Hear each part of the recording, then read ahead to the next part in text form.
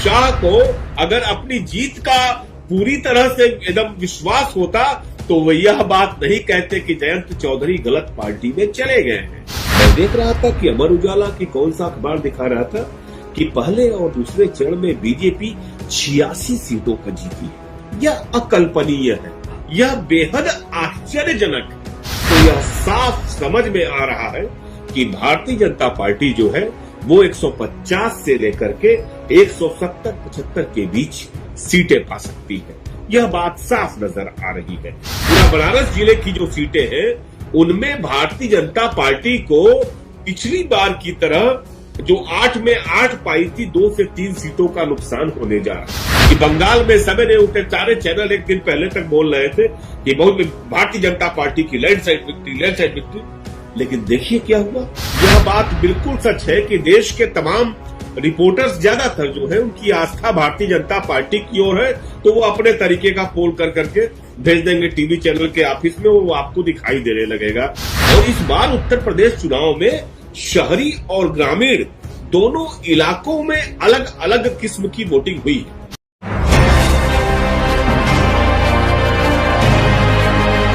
गाजी news channel, सबसे पहले देश और समाज की खबरें। साथियों, आप सभी को नमस्कार। पिछले 1 महीने से चल रहा लोकतंत्र का उत्सव पूरे देश में अब समाप्ति की ओर है। जब तक चुनाव परिणाम न आ जाए, उत्तर प्रदेश में 7 चरणों में मतदान हुआ। बहुत लंबा चौड़ा 7 चरण कुछ कहलाते हैं। 1 2 नहीं 7 चरण में मतदान हुआ। और अब पहले चुनावों के माने साल 2 साल पहले से ओपिनियन पोल दिखाने वाले टीवी चैनल्स जो हैं अब एग्जिट पोल दिखा रहे हैं। और देश की करोड़ों जनता जो पहले टीवी एकदम देखना बंद कर दी थी और टीवी नहीं देखती पब्लिक, सच्चाई यही है कि देश की जनता टीवी नहीं देखती और खबरिया चैनल तो एकदम नहीं देखती। वह फिलहाल एग्जिट पोल देख रही है। तमाम चेहरों पर मायूसी दिखाई दे रही है, तमाम चेहरों पर उदासी दिखाई दे रही है। लोग जो प्रेडिक्शंस दिखाई दे रहे हैं टीवी चैनल्स पर, उनको लेकर के लोगों की धड़कनें बढ़ रही है, घट रही है। यही खेल है मीडिया। दरअसल यह कुछ उनके लिए पैसे कमाने, उनके लिए ट्रेंड करने, उनके लिए टीआरपी हासिल करने, और सबसे बड़ी बात जो मोदी सरकार की खुशामद करनी है उनको, तो उसका एक टूल है ये एग्जिट पोल भी, ओपिनियन पोल भी। जिस तरह से खबरों की बुलेटिन एक टूल है कि मोदी जी को कैसे खुश किया जाए, वैसे ही एग्जिट पोल भी है, ओपिनियन पोल भी है। और इस देश का जो चुनावी इतिहास गवाह रहा है पिछले 4 दशकों का, मैंने तो बड़ी लंबी चौड़ी एनालिसिस की है ये एग्जिट पोल्स को लेकर के। सच्चाई ये है कि कभी सही नहीं साबित होता देखा मैंने एग्जिट पोल्स को। वो तुक्का है कि कभी लग गया तो लग गया, नहीं तो अधिकतर 90% एग्जिट पोल जो होते हैं वह धाराशायी हो जाते हैं, ध्वस्त हो जाते हैं, गिर करके चकनाचूर हो जाते हैं।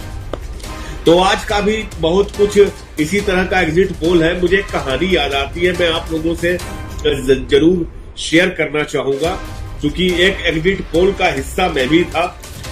मुझे याद है कि एक स्टेट से दूसरे स्टेट में एक अखबार के लिए, नाम नहीं लूंगा, ट्रांसफर होकर के गया। तो जब पहुंचा तो मुझे पता चला कि उन लोगों ने ओपिनियन पोल था दरअसल वो चुनाव से पहले वाला। तो मुझे वहां के एडिटर ने कहा कि आवेश जी ऐसा है कि हम लोग एक ओपिनियन पोल प्रकाशित करने जा रहे हैं स्टेट के असेंबली इलेक्शन के लिए, और नीचे वाला जो स्टोर वाला कमरा है वहां पे कुछ पैकेट्स रखे हुए हैं जो रिपोर्टर्स ने भेजे हैं, तो उसके आधार पे ओपिनियन पोल तैयार करना है। तो उन्होंने बोला उसमें क्या है उस पैकेट्स में, तो कहा कि आप खोलेंगे तो उसमें जो स्ट्रिंगर्स हैं उन्होंने 5-7 लोगों से बात करके कुछ फार्म वार्म भरवा के भेजा है। तो मैं 2 लड़कों को लेकर के नीचे स्टोर में चला गया, मैंने फार्म खुलवाया तो देखा कि कुछ खास नहीं था उसमें। फिर मैंने रिपोर्टर से पूछा ये क्या भेजा है आप लोगों ने, तो उन्होंने मुझसे कहा कि सर बहुत प्रेशर था हम लोगों पे, तो हम लोगों ने हाथ से लिख करके ऐसे ही भेज दिया है। फिर मैंने ड्यूटी लगाई रिपोर्टर्स की, हमने कहा कि तुम लोगों को तैयार करना है ये पोल और तैयार करके फट से बना के भेजो।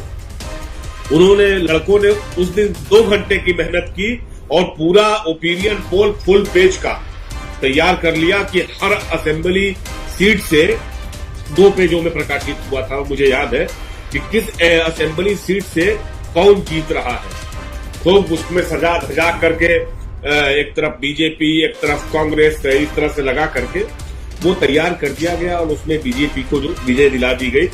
और हुआ ये कि जब चुनाव हुए तो बीजेपी बुरी तरह से पराजित हो गई। ये आंख देखी और जो जिसका मैं हिस्सा रहा हूं उसकी बात है। और मेरे सभी लगभग चैनलों में मेरे जो मित्र हैं, मैंने कई बार देखा है कि जैसे एबीपी है, एबीपी के एग्जिट पोल्स में कोई ने कभी नहीं होता कि कोई जा करके किसी लोगों के बीच बात कर रहे हैं या फिर पोलिंग बूथ के बाहर जाकर के किसी प्रकार की मॉक पोलिंग हो रही है, ऐसा नहीं होता। ज्यादातर अपने रिपोर्टर्स को दे देते हैं, स्ट्रिंगर्स को दे देते हैं। जिस स्ट्रिंगर को आप 300 रुपया एक स्टोरी के लिए देते हैं, वो आपका क्यों एग्जिट पोल या किसी प्रकार का पोल करेगा भाई। और यह बात बिल्कुल सच है कि देश के तमाम रिपोर्टर्स ज्यादातर जो है उनकी आस्था भारतीय जनता पार्टी की ओर है, तो वो अपने तरीके का पोल कर करके भेज देंगे टीवी चैनल के ऑफिस में, वो आपको दिखाई देने लगेगा और उसका पीछे कोई वैज्ञानिकता नहीं है, कोई कहीं से कोई सच्चाई हो, वो मुझे दूर दूर तक नजर नहीं आता है। मैंने आज तक नहीं देखा, कभी भी नहीं देखा कि एग्जिट पोल, केवल बंगाल का उदाहरण आप लोग देते हैं, बिहार का देते हैं। 2012 में उत्तर प्रदेश में एग्जिट पोल ने हंग असेंबली का ऐलान किया था कि हंग असेंबली आएगी। और हुआ ये कि जब चुनाव के नतीजे आए तो अखिलेश यादव की लैंडस्लाइड विक्ट्री थी 2012 की, मायावती की 80 सीटें आई और बीजेपी को 47 सीटें मिली, जबकि कुछ पोल्स में ये बताया गया था कि भारतीय जनता पार्टी जो है वह विनिंग स्थिति में आ सकती है। यह एग्जिट पोल की कहानी है, पूरी तरह से उत्तर प्रदेश में फेल हो गई। सिर्फ 2012 में ऐसा नहीं हुआ, 2007 में मुझे अभी तक याद है, किसी ने कल्पना नहीं करी थी कि मायावती जीत के आएंगी। मैंने खुद ने नहीं ये सोचा था कि मायावती विधानसभा चुनाव जीत जाएंगी, बिल्कुल आशा नहीं थी, दूर दूर तक आशा नहीं। तो सच्चाई ये है कि मैं लखनऊ में था 2 दिन पहले, मेरे सतीश चंद्र मिश्रा से बात हुई। सतीश चंद्र मिश्रा को इस बात का यकीन नहीं। सवेरे 9:30 पौने 10 बजे तक बहुजन समाज पार्टी का कार्यालय पूरा खाली था, सन्नाटा पसरा हुआ था। वही समाजवादी पार्टी के ऑफिस में ढोल नगाड़ा सब पहुंच गया था, पटाखा पहुंच गया था। लेकिन 10 साढ़े 10 बजते बजते 10:30 बजा, बहुजन समाज पार्टी की ऐसी रेल आगे बढ़ी जो आप लोगों ने बंगाल में देखा हो कि बंगाल में सवेरे उठे सारे चैनल एक दिन पहले तक बोल रहे थे कि बहुत भारतीय जनता पार्टी की लैंडस्लाइड विक्ट्री। लेकिन देखिए क्या हुआ, अंततः जो बीजेपी सीट जीतती भी दिख रही थी, वह सीट अंत में हार गई। आप लोग जो लोग चुनाव नतीजे देखते होंगे उनको पता होगा कि अक्सर कहा जाता है कि इस विधानसभा की गणना हो रही है, अरे रुकिए रुकिए रुकिए, अभी वहां का उस ब्लॉक का बक्सा खुलने दीजिए, उस ब्लॉक में बीजेपी आगे होगी। आप इस तहसील का बक्सा खुलने दीजिए, इस तहसील में कांग्रेस आगे होगी। तो दरअसल एक ही विधानसभा में बहुत विविध तरीके की पोलिंग होती है, एक तरीके की पोलिंग होती ही नहीं है। हिंदी भाषी क्षेत्रों में तो यह बहुत बड़ी खासियत है। और इस बार उत्तर प्रदेश चुनाव में शहरी और ग्रामीण दोनों इलाकों में अलग अलग किस्म की वोटिंग हुई है। शहरी इलाकों में अलग तरह की वोटिंग हुई है, ग्रामीण इलाकों में अलग तरह की वोटिंग हुई है। अभी फिलहाल जो एग्जिट पोल्स आ रहे हैं, जिनके बारे में तमाम तरह की चर्चा भी देखिएगा, लोग इसी में दुखी भी रहेंगे, सुखी भी रहेंगे। इन्होंने ग्राउंड पर कोई भी काम बिल्कुल नहीं किया है। सच्चाई यह है कि पहले, दूसरे और तीसरे चरण में जो पहले, दूसरे और तीसरे चरण का बीज गणित है, अंक गणित की बात नहीं कर रहे। देखिए, पॉलिटिक्स जो है जब कक्षाओं में पढ़ाई जाती है तो पॉलिटिकल साइंस हो जाती है, विज्ञान है। वह कोई ऐसा विज्ञान नहीं, विज्ञान का मतलब ही होता है कि जिसमें तर्क होते हैं, वितर्क होते हैं, जिसके सिद्धांत होते हैं, जिसके नियम होते हैं। इस बात पर कैसे यकीन किया जा सकता है कि किसान आंदोलन का असर पहले और दूसरे चरण की 113 सीटों पर नहीं पड़ा। मैं देख रहा था कि अमर उजाला की कौन सा अखबार दिखा रहा था कि पहले और दूसरे चरण में बीजेपी 86 सीटों पर जीतने जा रही है। यह अकल्पनीय है, यह बेहद आश्चर्यजनक है, यह संभव ही नहीं। सच्चाई ये है कि आज 7वें चरण का मतदान हुआ है। आज यह बात बिल्कुल साफ साफ दिख रही है कि इन 56 सीटों में जिनमें आज मतदान हुआ है, भारतीय जनता पार्टी को 14 से लेकर 22 सीटें सिर्फ मिल सकती है। उससे आगे आंकड़ा नहीं बढ़ सकता। यह तय है कि पूरा बनारस जिले की जो सीटें हैं उनमें भारतीय जनता पार्टी को पिछली बार की तरह जो 8 में 8 पाई थी, 2 से 3 सीटों का नुकसान होने जा रहा है। सोनभद्र जनपद में मुझे नहीं लगता कि भारतीय जनता पार्टी को एक भी सीट मिलने जा रही है। लेकिन एक बात और भी याद रखनी होगी कि भाजपा ऐसा नहीं है कि भाजपा ने चुनाव अच्छा नहीं लड़ा। अंतर 2017 में मोदी के नाम पे चुनाव लड़ा गया था, इस बार योगी के नाम पे चुनाव लड़ा गया। 2017 में योगी आदित्यनाथ मुख्यमंत्री का चेहरा नहीं था, उस वक्त इतनी बड़ी जीत बीजेपी को हासिल हुई। इस बार योगी आदित्यनाथ मुख्यमंत्री पद का चेहरा है, स्थापित तौर पे है। जो मोटे तौर पर, मैं कोई एग्जिट पोल नहीं बता रहा, मैं किसी प्रकार का कि भविष्यवाणी नहीं कर रहा, मैं सिर्फ जो मेरा अपना अनुमान है, भविष्यवाणी में, एग्जिट पोल में और अनुमान में, यह तीनों अलग अलग चीजें हैं।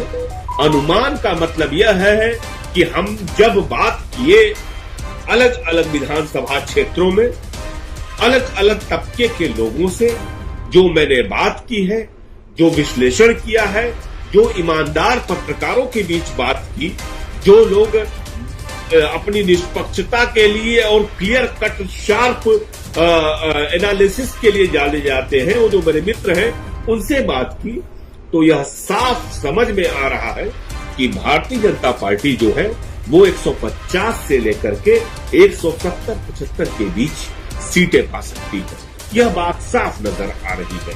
दूसरी तरफ यह बात भी साफ दिख रही है कि समाजवादी पार्टी को निसंदेह सरकार बनाने के लिए सहयोग लेना पड़ेगा, लेकिन समाजवादी पार्टी की कुल सीटें 200 से 220 के बीच होंगी। मैं फिर से कह रहा हूं, यह मेरा अपना अनुमान है।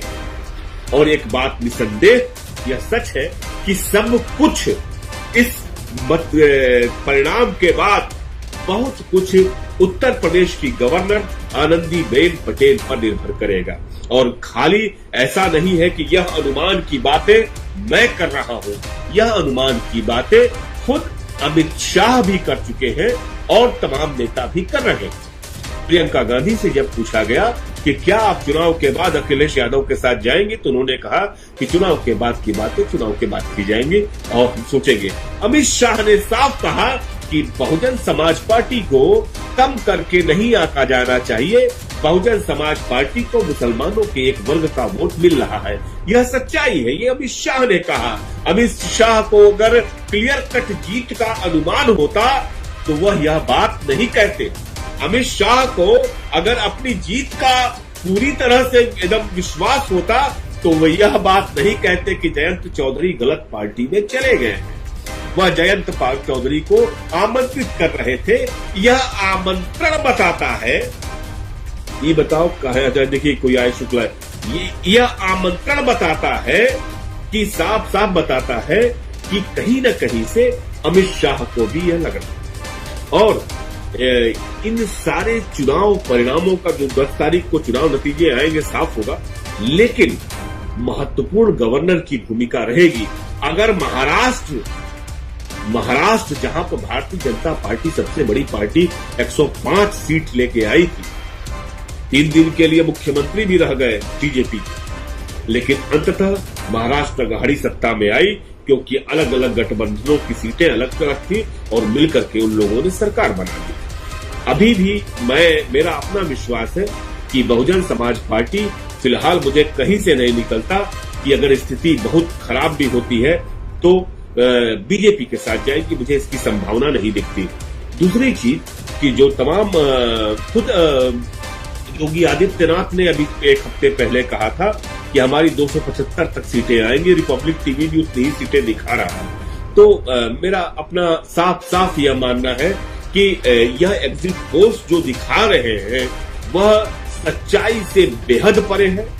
उत्तर प्रदेश में पहला, दूसरा, तीसरा, 5वां और 7वां चरण, चौथे और 6वें चरण की बात नहीं कर रहे, वह कहीं न कहीं से समाजवादी पार्टी के और गठबंधन के पक्ष में गई है। निसंदेह चौथे चरण में और 6वें चरण में बीजेपी ने अच्छा परफॉर्मेंस किया है। आपको ये खबर कैसी लगी, आप हमें कमेंट करके ज़रूर बताइएगा। अगर आप हमारे चैनल पे न्यू है तो हमारे चैनल को ज़रूर सब्सक्राइब कर लिए ऐसी सच्ची और लेटेस्ट न्यूज़ के लिए। अगर वीडियो अच्छी लगी हो तो लाइक ज़रूर करिएगा। अगर आप फेसबुक पे हमें देख रहे हैं तो हमें फॉलो करिएगा और लाइक ज़रूर करिएगा। माहिरा की स्पेशल रिपोर्ट।